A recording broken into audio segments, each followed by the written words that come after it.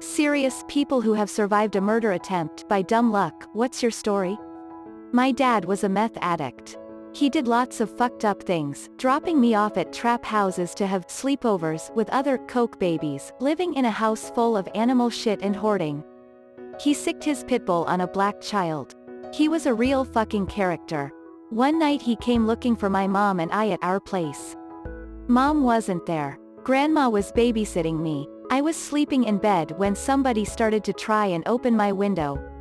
It was locked, but they kept jamming something into the bottom to try and force it open. At the same time, I heard the living room door being tried by somebody else.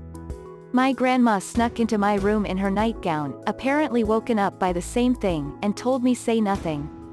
Don't even whisper. We laid under my bed while a group of men shouted for my mom to come out, slammed their hands on the windows to try and break them, and jumped on my grandma's car.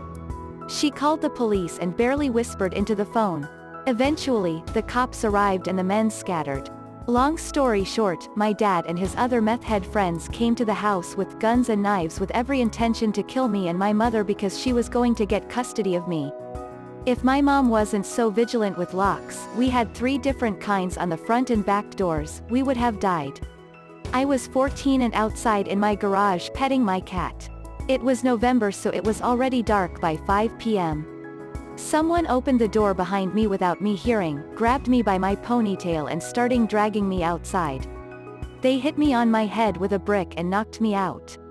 Pulled me halfway around my house when, I'm guessing this is when, they stabbed me on the left side of my stomach. This must have brought me out of my daze because my mom said she heard me scream from inside where she and my brother and sister were in the kitchen. They came out the front door and saw me bleeding out on the sidewalk, called 911. Had 12 stitches, double layer, a severe concussion, and whiplash. Didn't eat and hardly slept for a week. They never found them. Edit, somehow believed for nearly 14 years I was 15 when this happened, turns out I was 14. Edited to correct. Second edit, thank you so much for my first gold. My sister had this one friend when we were growing up I always got a bad vibe from. She would try to pick on my little brother but I would always stop her. I was 8, she was 10. Once we were at a lake and all the kids were swimming. I swam out to the deep roped off part but I was still little and really shouldn't have. She kept acting weird and getting closer to me making this weird laugh. She pushed me off the wooden pole in the water and I got scared and started to swim back but she came up behind me and pushed me under the water. It didn't click at first that she was trying to drown me but after she aggressively pushed me under the 3rd time I had this crazy moment of clarity. It was like the world slowed down ever so briefly. I relaxed and let myself sink, swam underneath her, and came up behind her. I grabbed her hair and shoved her face into the water, keeping my legs on her back so her body couldn't rise. I waited until her struggling slowed down and let her come up. I waited in the water saying nothing, bracing myself for her retaliation but she just looked panicked and swam back to shore. I told my sister who had already expressed that the girl was weird. We confronted her together and she just looked really dazed. In a monotone voice she said, "I'm sorry, I didn't know it would be like that." It wasn't until I replayed those words in my mind later that I realized what she was saying was, "Sorry I tried to drown you." It wasn't until I was almost drowned myself that I realized how horrible it is to do to someone. Serious, 3 men drugged me and kidnapped me.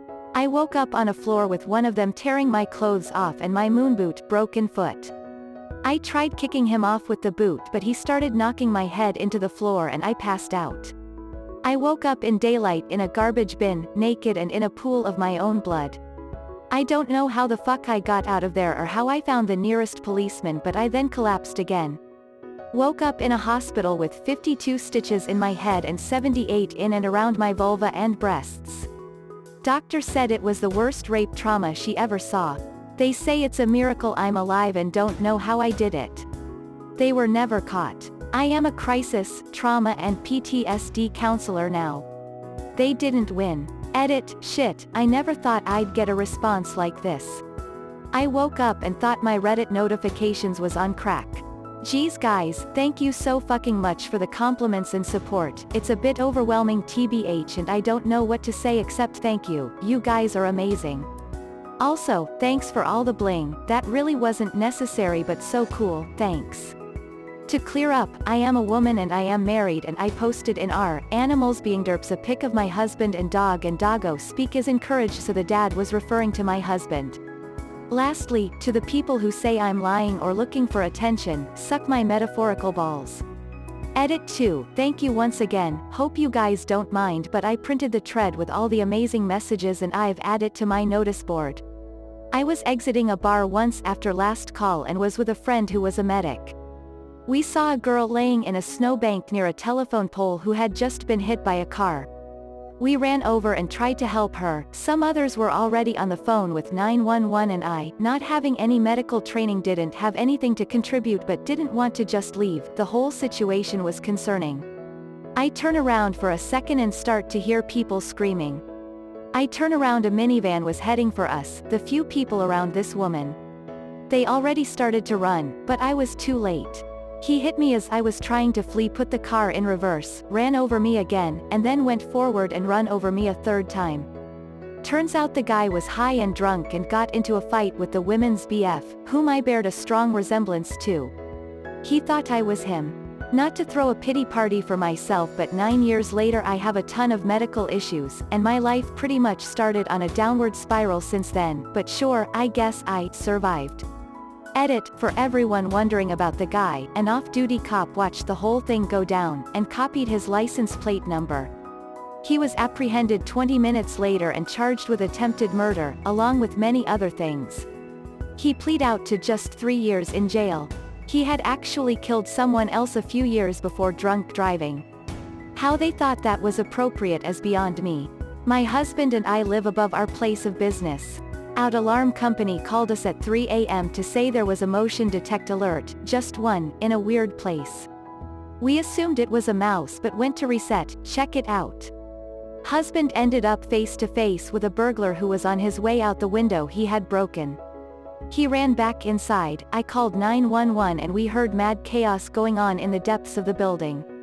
So much crashing and smashing. Burglar monkey climbed a 10-foot iron gate, bodily smashed through 2 sets of commercial-grade glass doors and was outside again. My husband was like, yeah, fuck this dude, tore after him and tackled him. He got him on the ground and pinned him. Bear in mind the whole time I'm narrating to 911, and chasing around in panties and tank top. I was a bit behind my husband, in the middle of the street about 15 feet away when a minivan squealed around the corner. It was his GF getaway driver.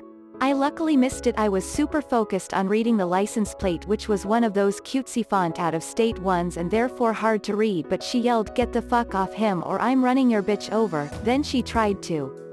The audio and video I had to watch for the trial was horrifying.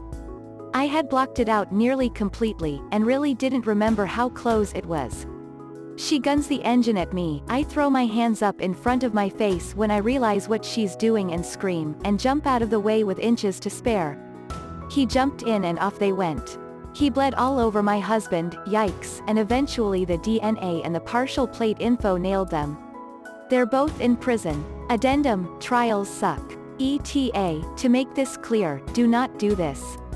Adrenaline is a hell of a drug and it's best to not fight burglars. We definitely both could have died. It was the 3rd time this fucker had broken in and caused amount of mostly uninsured damage and inventory loss, and that definitely contributed to the whole thing. He wouldn't have stopped doing it. He was a pro and was doing upwards of 3 jobs a night most nights, all over the state, for years. I was riding in a train across Eastern Europe. I was running low on money, and even though I had been warned that a woman should not travel alone in second-class seating, I did not spring for first class. I was sitting alone in one of the compartments that seats 6. This was also a mistake and a very stupid one to sit alone. Eventually the train stopped and a man got on. He was very drunk. He came into my compartment and I guess thought I looked like his ex-wife.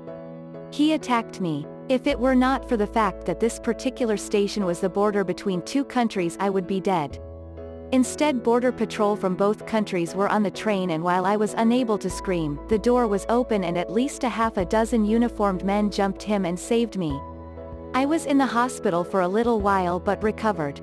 At one point during the trial, one of the cops asked me if I wanted him and his buddies to hold the guy down while I hit him.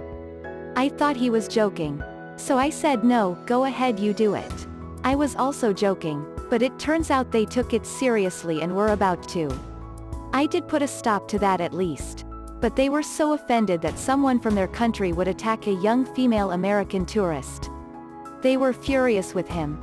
So many people there depended upon tourism. My supposed best friend decided that my wife and I were too perfect. Therefore it must all be an act, and I was obviously abusing her. He was at our house after I made an awesome dinner and we were having fun drinking and singing karaoke. I went to the kitchen to put some glasses away, came back and leaned on the couch with him slightly behind me to the left of me. Then I heard a thunk and felt an amazing amount of pain on the top of my head. He had picked up the whiskey bottle on the table and smashed it into my skull. I was very confused as to WTF was happening. Then the blood started pouring. I didn't want to get blood everywhere, so I went to the kitchen. Dude is pacing back and forth saying weird shit. I thought about my gun, which was close by, but I wasn't thinking quite straight. He left. I had a huge concussion and still suffer side effects from it. My number 2 goal in life is to live longer than that asshat just so I can shit on his grave.